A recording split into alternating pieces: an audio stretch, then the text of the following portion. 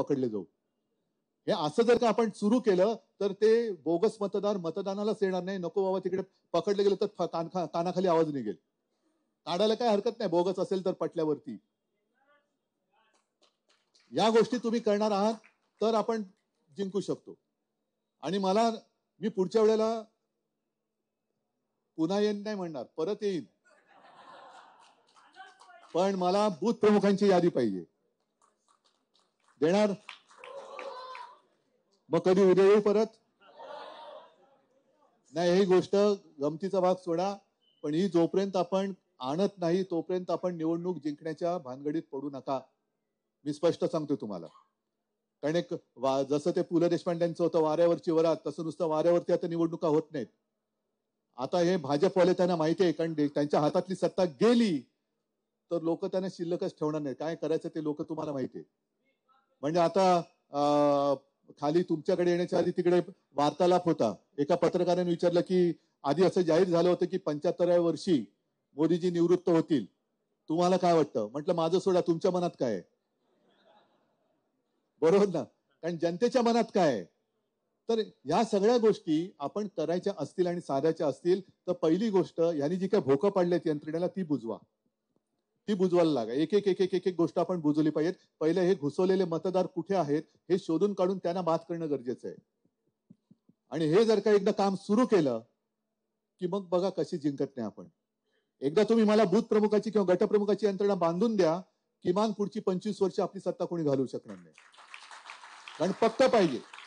घरातला मतदार आपला आहे की नाही, त्याच्या मनात आपल्याबद्दल काय प्रश्न असेल येऊ द्यात माझ्याकडे. मग जाहीर सभेमध्ये जसं परवा दसऱ्याचा मेळावा झाला, तुमच्यापैकी सुद्धा सगळेजण आले होते, भिजत होतात.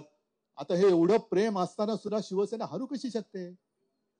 बाकीच्या ना भाषणात लोक उठून जाऊ नये, जात आहेत म्हणून हॉलचे दरवाजे बंद करायला लागले. मी तर मैदानात घेतलं आणि ते सुद्धा पाऊस पडतोय, तळ झाले शिवाजी पार्क मध्ये, तरी लोक म्हणजे तुम्ही हटायला तयार नाहीत.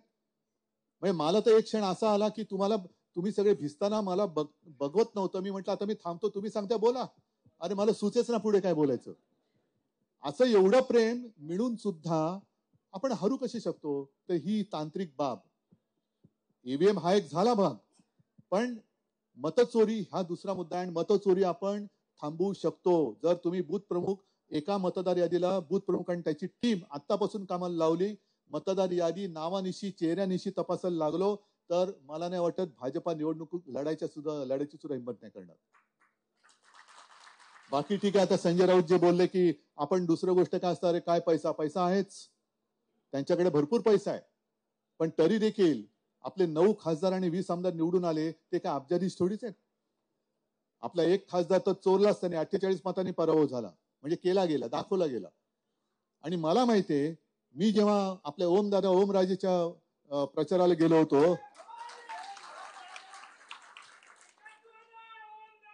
का हो तुम्हाला ओमदादांनी पैसे दिलेत, मग का टाळी वाजवत आहे? बरोबर आहे. कळला माझा मुद्दा कळला. आता ओमराजेचा इथे संबंध काय, पण ओमराजे बोलले ते टाळ्या मारतात, माणूस घोषणा देतात. ही जवळीक. आणि त्याच्या प्रचार सभेत मी भाषण संपल्यानंतर एक साधा शेतकरी व्यासपीठावरती आला आणि हातात त्याचे काय त्याला म्हणायचं, बटवा म्हणणं सुद्धा धाडसं चोईल, एक छोटं पुरचुंडी होती. मला म्हणाले साहेब ओम दादाला पैसे द्यायचे.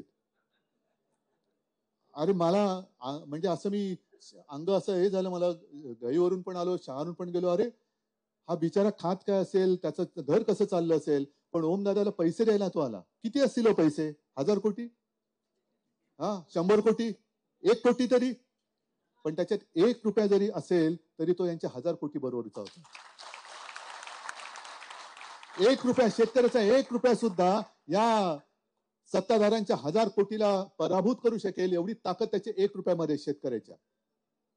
हे जे काय आपलं नातं आहे की सत्ता नसेल पण माझी शिवसेना आहे, कुठे या सत्ताधाऱ्यांनी काही नाही केलं तर शिवसेना मला न्याय मिळवून देईल, हा विश्वास आपण निर्माण केला पाहिजे. आणि त्याच्यासाठी शाखा रोजच्या उघडल्या गेल्या पाहिजेत. मी मुंबईमध्ये केलेल्या, पुण्यामध्ये सुद्धा कदाचित करेन. मुंबईमध्ये सुद्धा बऱ्याच वेळेला मी न सांगता शाखा भेटी केलेल्या आहेत. न सांगता, कोणाला न कळवता जायचं, किती वाजता येतो, किती वाजता येतो, मग मस्टरवरती कोण गटप्रमुख येतात, काय करतात, हे सुद्धा मी बघितलेलं आहे.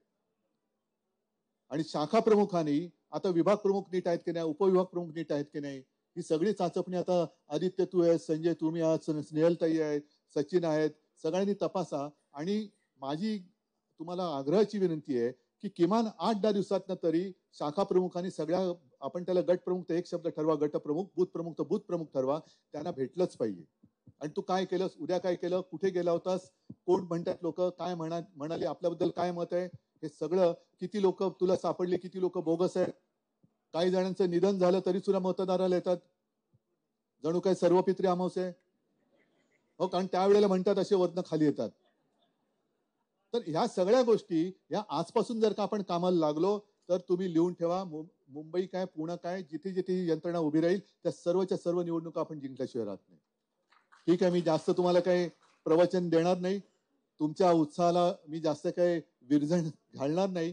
उत्साह पाहिजेच, कारण मी अनेकदा सांगितले, लढाई जिंकण्यासाठी तलवारीची गरज असते, तलवार पेलण्यासाठी मनगटाची गरज असते, पण मनगट असलं तरी तलवार फिरवण्यासाठी मन मजबूत लागतं. त्या मनाची पहिली तयारी करा, मग विजय सहज शक्य होईल. सगळ्यांना धन्यवाद देतो. जय हिंद, जय महाराष्ट्र. सगळ्यांनी जागेवर बसा. एक तुमचा उत्साह वाढवणारा कार्यक्रम या ठिकाणी आहे. मनोज पिंगळे हे भारतीय जनता पार्टीचं आपल्या शिवसेना उद्धव बाळासाहेब ठाकरेमध्ये पक्षामध्ये जाहीर प्रवेश या ठिकाणी करतात. अरे आवाज कुणाचा, ही ताकद कुणाची. यानंतर पुणे महानगरपालिकेतील वृक्ष संवर्धन समितीचे माजी सभासद जयदीप तडवळ यांच्याकडून शेतकऱ्यांच्या मदतीसाठी